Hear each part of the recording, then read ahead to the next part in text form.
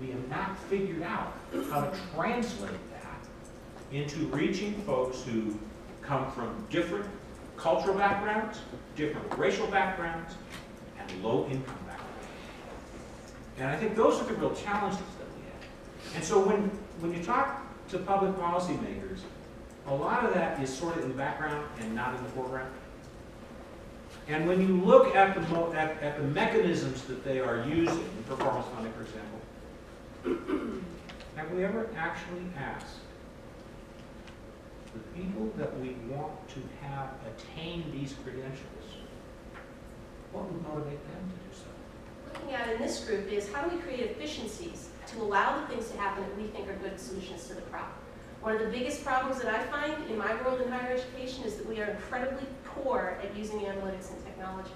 We just don't do it. We talk about it a lot. You wouldn't believe how much we talk about it, but we don't do it. We don't have a searchable technology system in our institutions that would do something like track prior learning assessment.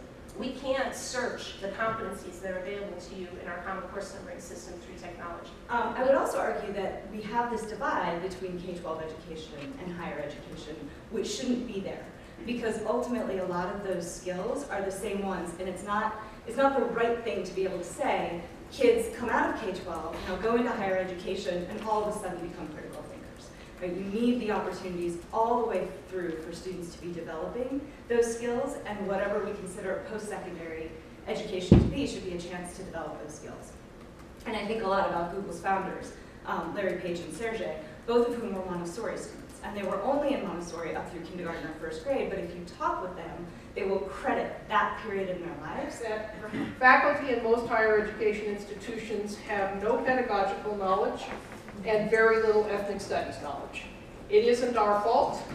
Most people in teaching in higher ed are required to have a PhD, and that's about it. But if you want to teach anybody anything, you need to learn some pedagogical knowledge. And if you want to teach for a global mind world, you have to have a global mind.